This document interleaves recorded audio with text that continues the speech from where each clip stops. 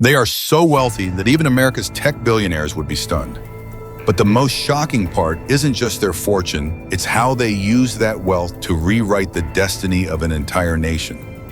Today, Dubai is a global icon of luxury skyscrapers piercing the clouds, gold-plated supercars, and parties aboard $300 million yachts.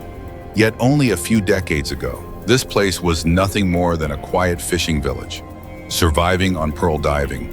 And at the center of this transformation is one man, Sheikh Mohammed bin Rashid Al Maktoum, the visionary ruler who turned sand into skyline and ambition into empire. You might think you know everything about Dubai's royal family, but wait until the 11-minute mark, because that's when you'll discover the truth that will leave you questioning. Is this immense wealth the rightful reward for a bold vision, or the ultimate display of power and excess today? We're stepping inside a world so exclusive that most people will only ever dream of it, a world where power meets opulence. And one family has carved their name into history with gold, glass, and grit. Are you ready? Because what lies behind these golden gates will challenge everything you thought you knew about Dubai's richest family. Long before Dubai became a playground for billionaires, it was a humble desert outpost, quiet, dusty, and far from the world's spotlight. Camels roamed where glittering skyscrapers now stand. Pearls, not oil, were once its most prized treasure. But everything changed with the rise of Sheikh Mohammed bin Rashid Al Maktoum, born into Dubai's ruling family. He witnessed firsthand a land with potential far greater than what the world saw, while others accepted the desert as destiny. He envisioned something far bolder, a city that would rival the great capitals of the world. In the 1970s and 80s, Dubai's economy was modest, relying on fishing and trading. Oil revenues were limited and could never guarantee long-term prosperity. Sheikh Mohammed understood that survival meant transformation, and transformation required taking risks that no other Gulf leader dared to take. The first breakthrough came when he focused on infrastructure and commerce, laying the groundwork for Dubai's future. Ports, free trade zones, and modern roads began to appear. Then came the decision that would change Dubai forever, launching Emirates Airlines in 1980 at a time when almost everyone thought it was a fool's gamble. But Sheikh Mohammed didn't just want an airline. He wanted a symbol, a flag in the sky, that would put Dubai on the global map. Today, Emirates connects over 150 destinations and stands as a global aviation giant. Yet this was just the beginning. While many leaders were content to ride on oil wealth, Sheikh Mohammed made a radical choice to bet on tourism, finance, and innovation instead. That decision would turn Dubai from a forgotten coastline into a city that now competes with New York, London, and Singapore. And this was only his first step toward unimaginable power and influence. When Sheikh Mohammed launched Emirates Airlines in 1985, critics scoffed. A luxury airline from a dusty Gulf city. It'll never last, they said. But Sheikh Mohammed was playing a different game. He wasn't just starting an airline, he was creating a global gateway that would make Dubai impossible to ignore. From the very beginning, Emirates was bold. Instead of cutting costs, it invested in the best aircraft, the best service, and the best routes.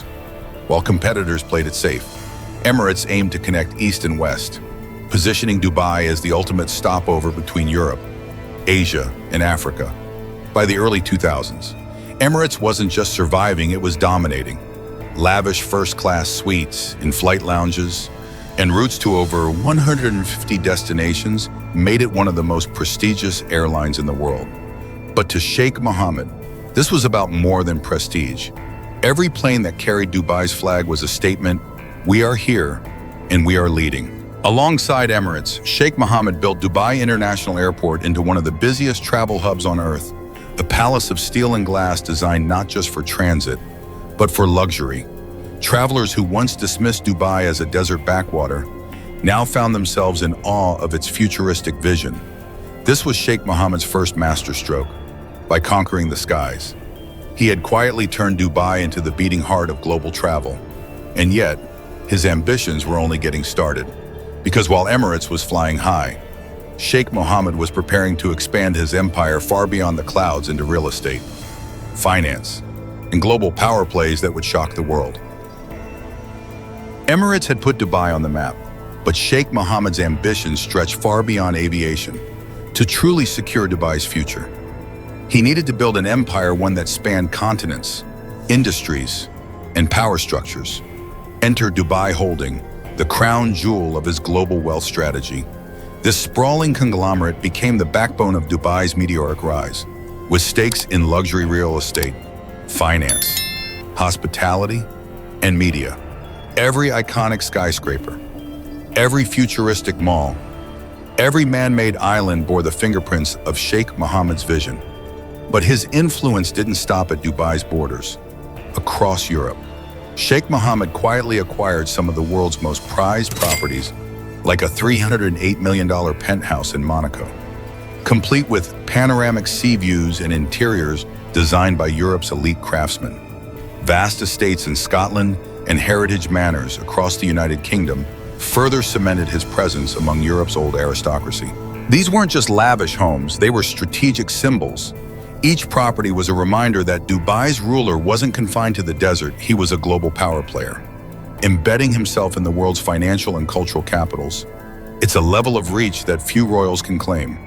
While most leaders talk about globalization, Sheikh Mohammed was living it, literally owning pieces of the world's most coveted locations. And yet, the empire was still expanding. Behind palace walls, plans were already underway to create a level of security and privacy that rivaled heads of state. Because in Sheikh Mohammed's world, power wasn't just about wealth, it was about presence and knowing exactly where to place yourself on the global chessboard. Behind the golden image of Dubai's ruler lies a network of homes that few outsiders have ever seen, fortresses of wealth, power, and unparalleled security. At the center of this empire stands Billionaire Palace, Sheikh Mohammed's official residence, hidden within palm-lined gardens and protected by state-of-the-art surveillance. The palace is less a home and more a symbol of authority. Golden falcons guard marble entrances. 30-foot chandeliers illuminate halls where silence is maintained not by staff, but by security systems rivaling those of world leaders. But Zabil Palace is just the beginning. Across Monaco, Scotland, and the UK, Sheikh Mohammed owns properties that could rival royal estates from centuries past. The $38 million Monaco penthouse, perched above the Mediterranean, isn't just luxury real estate, it's a statement of sovereignty in the heart of Europe's playground for the ultra-rich. His Scottish estates span thousands of acres, with private lakes, hunting grounds, and stables. In the UK, heritage manors once belonging to aristocrats now quietly reinforce Dubai's royal presence on foreign soil. Each residence is meticulously maintained, discreetly secured, and strategically chosen. These homes aren't simply for leisure, they serve as hubs of diplomacy, private retreats for high-stakes negotiations, and reminders that Sheikh Mohammed's reach is far greater than most world leaders.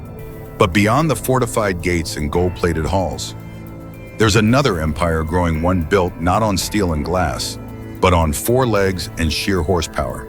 Because long before skyscrapers and private jets, Sheikh Mohammed's true passion began with something far more primal: horses. Long before Dubai became a skyline of steel and glass, Sheikh Mohammed's first love was far simpler and far more powerful. Horses. To him, horses weren't just majestic creatures.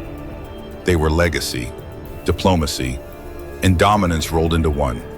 What began as a personal passion evolved into Godolphin, the largest horse breeding and racing operation on Earth. With stables across the UK, Ireland, Australia, and the US, Godolphin houses over 1,000 purebred racehorses, each one meticulously selected, trained, and cared for like elite athletes. In 1996, Sheikh Mohammed made a bold move that would change global horse racing forever. He created the Dubai World Cup with a staggering $12 million purse. It became the richest horse race in the world, attracting kings, billionaires, and racing elites from every continent. But this wasn't just about sport. The Dubai World Cup was soft power at its finest, a masterstroke that placed Dubai firmly on the international stage, showcasing its wealth, ambition, and cultural pride. Godolphin's success spread worldwide, with Sheikh Mohammed's horses dominating prestigious events like the Royal Ascot, Prix de l'Arc de Triomphe, and even America's Breeders' Cup in Kentucky Derby. At its core, this empire is deeply cultural, in Dubai's desert sands. Horse riding is a rite of passage, a link to Bedouin roots that predates oil and skyscrapers. But while Sheikh Mohammed's passion for horses is steeped in tradition, his next obsession would push the boundaries of modern extravagance, turning heads not at racetracks, but on the streets of Dubai, because what sat inside his private garages would defy imagination. If Dubai is the capital of extravagance, then Sheikh Mohammed's garages are its crown jewel.